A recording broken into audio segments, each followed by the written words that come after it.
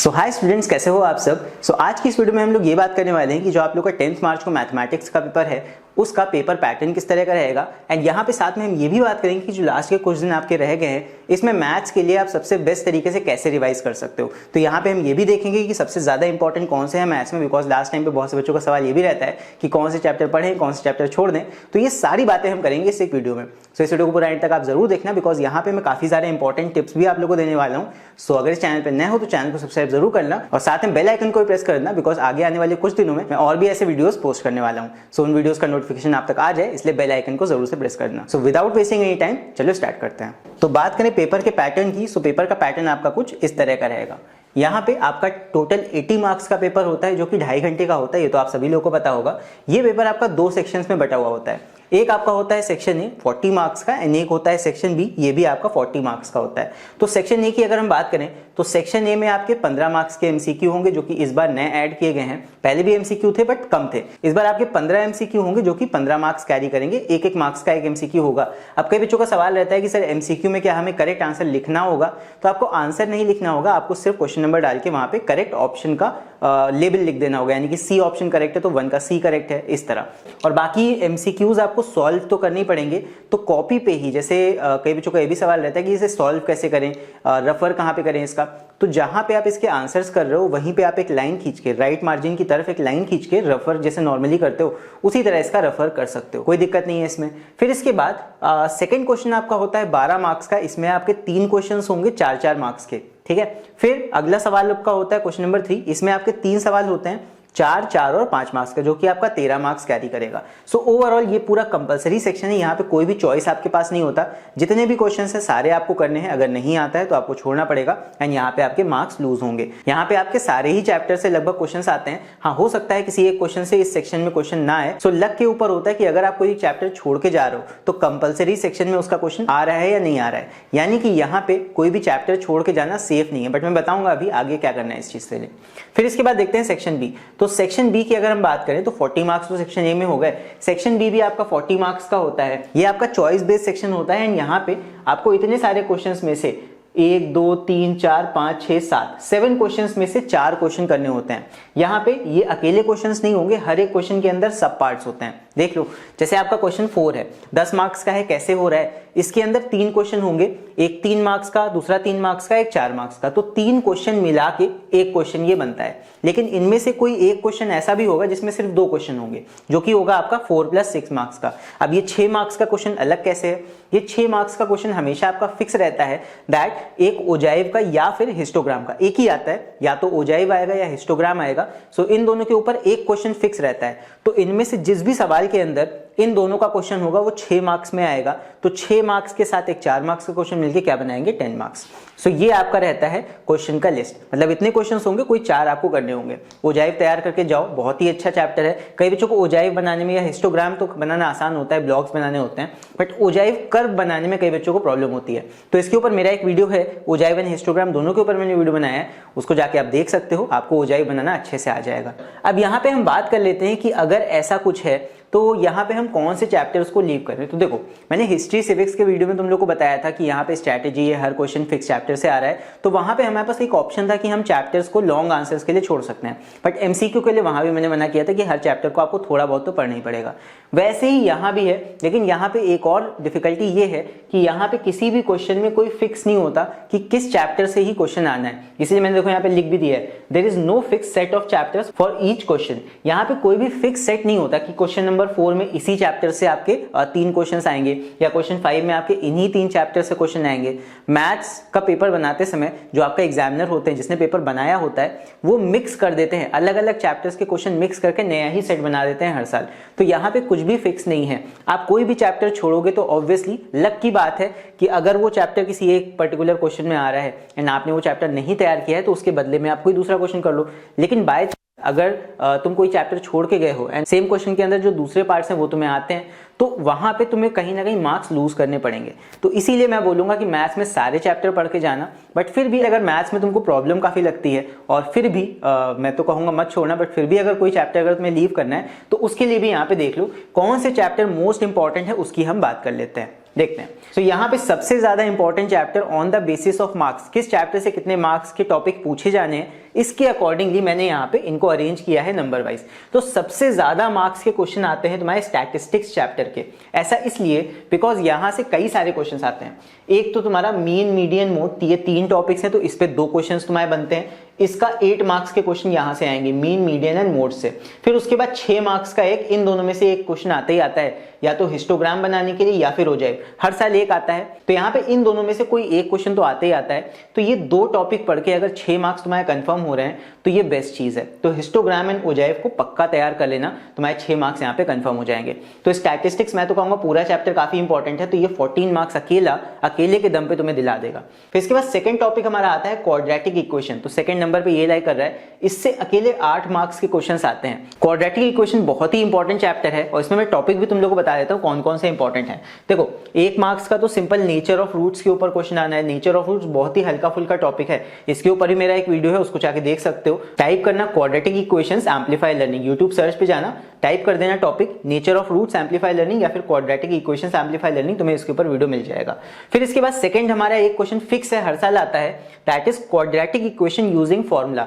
ये तुम्हारा correct significant figures तक आपको वैल्यू निकालना होता है। इसमें सीधे सीधे फॉर्मूला में वैल्यू रख के आपको क्वाड्रेटिक इक्वेशन का यूज करके और यहाँ पे सॉल्व कर देना होता है, एक्स का वैल्यू निकालना होता है। तो ये क्वेश्चन हर साल आता है। अब ये कुछ ऐसे क्वेश्चन मैं तुम्हें बता रहा हूँ जिन्हें तैयार करके तुम अपने मार्क्स पक्के कर सकते हो कि ऐसे क्वेश्चन आने ही आने हैं। फिर इसके बाद एक वर्ड प्रॉब्लम पे बेस्ड आता है। वर्ड प्रॉब्लम मान सकता हूं थोड़ा टफ होता है, बट इसकी भी अगर प्रैक्टिस करोगे तो ये भी निकालना सीख जाओगे। बाकी ये 2 क्वेश्चंस तो आराम से तुम्हारे तैयार हो सकते हैं। तो यहां से 1 मार्क्स और यहां पे 4 मार्क्स, तो 4 1 5 मार्क्स तो तुम्हारे बैठे बिठाए ऐसे पक्के हो जाएंगे आसानी से।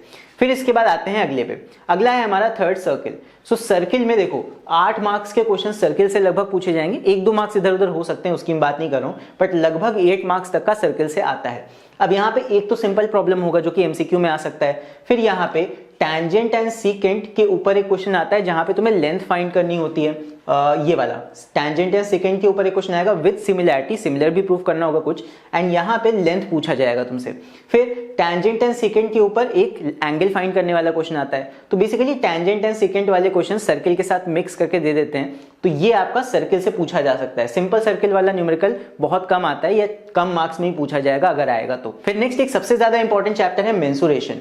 इससे भी 8 मार्क्स के क्वेश्चन पूछे जा सकते हैं और यहाँ पे एक तो तुम्हारा एमसीक्यू सिंपल सा पूछा जा सकता है, उसके अलावा 2 बड़े प्रॉब्लम्स यहां से आते हैं। अब मेंसुरेशन में तुम वो वाले टॉपिक ज्यादा तैयार करना या वो वाली एक्सरसाइज ज्यादा प्रिपेयर करना जिसमें एक से ज्यादा सॉलिड्स को मिक्स करके एक सिंगल सॉलिड बना दिया जाता है। जैसे मान लो स्फीयर या फिर सिलेंडर मिक्स करके कुछ बना दिया, या तीनों चीजें स्फीयर, कोन और सिलेंडर मिक्स करके कुछ बना दिया। सो ऐसे प्रॉब्लम्स पे आप ज्यादा फोकस करना जहां पे मेल्टिंग या फिर रीकास्टिंग की जा रही है या फिर आपसे सिंपल कर्व सरफेस एरिया पूछा जा रहा है। तो यहाँ पे 2 प्रॉब्लम्स देखो आएंगे, एक तो मेल्टिंग रिकास्टिंग। अब यहाँ मेल्ट करने का मतलब एक्चुअली ये नहीं होता कि मेल्ट करके ही आप कुछ बना रहे हो, बट जैसे आपका एक क्वेश्चन आपकी बुक में होगा कि आपने क्या किया, गड्ढा खोदा, वहां से मिट्टी निकाली और एक एम्बैंकमेंट बना दिया। तो इस टाइप के क्वेश्चन भी जहां पे आप एक चीज निकाल के कहीं और उसको सेट कर रहे हो, किसी और फिगर में चेंज कर रहे हो, तो ऐसे क्वेश्चंस यहां से आते हैं। कई बच्चों को ये टफ भी लगता है, बट अगर मेंसुरेशन टॉपिक तुम्हारा क्लियर हो जाता है तो यहां से तुम्हारे 8 मार्क्स आराम से निकल आएंगे। राइट, चलो मैं नहीं कहूंगा इसको छोड़ो,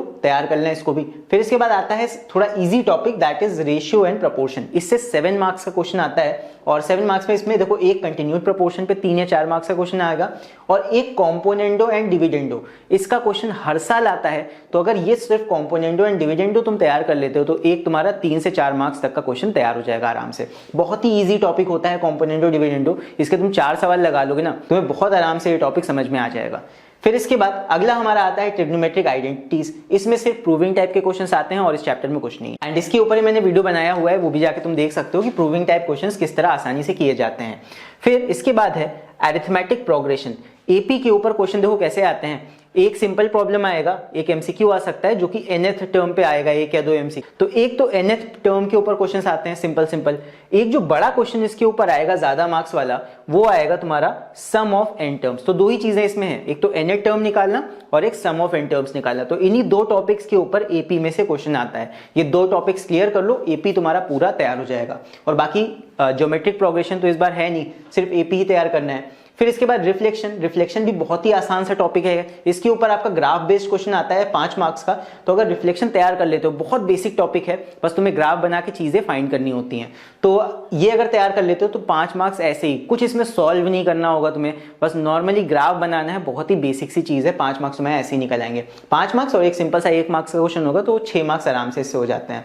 फिर इसके बाद एक 9 टॉपिक और है मैट्रिसेस। मैट्रिसेस बहुत ही आसान बेसिक सा टॉपिक है। इसमें बस एक चीज टफ है, दैट इज मैट्रिक्स मल्टीप्लिकेशन। और मैट्रिक्स मल्टीप्लिकेशन अगर तैयार कर लेते हो तो मैट्रिसेस में से भी 5 मार्क्स में आराम से निकल आएंगे। सो ये थे टॉप 9 चैप्टर्स जो कि मोस्ट इंपॉर्टेंट चैप्टर्स हैं मैथमेटिक्स के।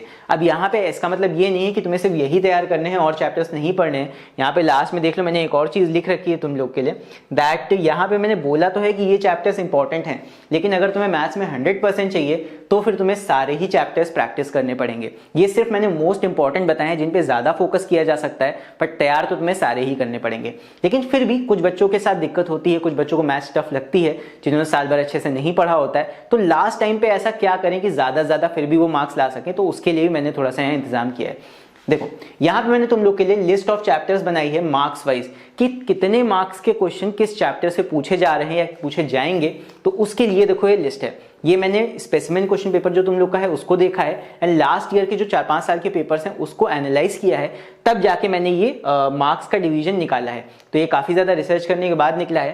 तो यहाँ पे तुम देख सकते हो किस चैप्टर से कितने मार्क्स तक के क्वेश्चन पूछे जा रहे हैं।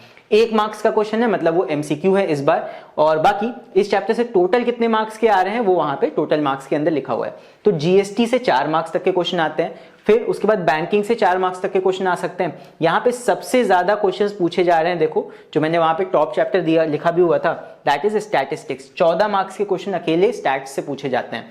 अब यहाँ पे सेकंड नंबर पे आपके 8 मार्क्स के मेंसुरेशन से और सर्कल से पूछे जा रहे हैं, और एक क्वाड्रेटिक इक्वेशन देखो यहाँ पे, इससे भी 8 मार्क्स से पूछे गए हैं।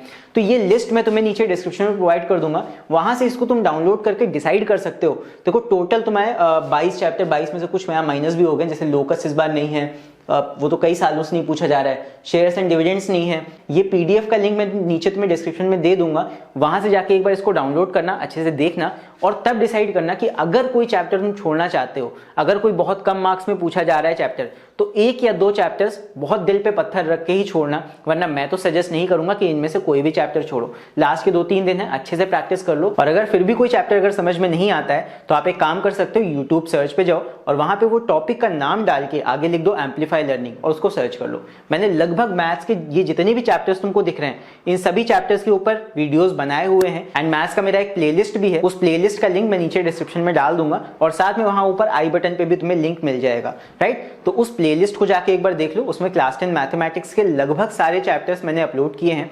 एंड अगर किसी चैप्टर में सिलेबस चेंज हुआ है, मैंने लास्ट सेम में डाले थे, तो उसमें अगर सेम 2 लिखा हुआ है तो वो भी वीडियो आप देख सकते हो, बिकॉज सिलेबस पिछले साल से ज्यादा नहीं बदला है। जिस भी चैप्टर में अगर सिलेबस चेंज हुआ है तो मैं कोशिश करूंगा पूरी कि उस वाले टॉपिक के ऊपर अलग से एक नया वीडियो ले आऊं, बट सारे चैप्टर्स के ऊपर फिर से नया वीडियो लाना पॉसिबल नहीं है, तो आप जाके इन्हीं वीडियोस को देख सकते हो। उन वीडियोस को देख के आपकी काफी ज्यादा हेल्प हो जाएगी। सो आई होप आप लोग को इस वीडियो को देख के काफी कुछ समझ में आ गया होगा अभी कि मैथ्स की तैयारी कैसे करनी है। और बाकी किसी और टॉपिक में कोई भी प्रॉब्लम हो तो नीचे कमेंट्स में लिख के ऑब्वियसली आप बता सकते हो। अगर ज्यादा बच्चों को सेम चीज में दिक्कत होगी तो मैं पूरी कोशिश करूंगा उस टॉपिक के ऊपर वीडियो लाने की। और बाकी कल से हम लोग लाइव स्ट्रीम भी करेंगे, जहां पे हम लोग एमसीक्यूज को सॉल्व करेंगे। एमसीक्यू कैसे सॉल्व करने हैं, शॉर्ट टाइप के क्वेश्चंस कैसे सॉल्व करने हैं, वो मैं बताऊंगा लाइव स्ट्रीम में। उसके अलावा अगर किसी चैप्टर के ऊपर, जैसे आपका मेंसुरेशन में था, मेंसुरेशन में आपका लास्ट सेमेस्टर में 2 टॉपिक्स थे, दैट इज आपका स्फेयर नहीं था उसमें जहां तक, तो स्फेयर पे based numericals and mix type के जो प्रॉब्लम्स आते हैं उसके ऊपर भी मैं अभी वीडियो बनाऊंगा। उसके अलावा अगर किसी और टॉपिक में या किसी और चैप्टर में प्रॉब्लम है तो वो आप लोग मुझे नीचे कमेंट्स में लिख के बता देना। तो अगर चैनल पर नए हो तो चैनल को सब्सक्राइब जरूर करना, और हम लोग मिलते हैं फिर अगले वीडियो में। तब तक के लिए take care, see you and bye bye.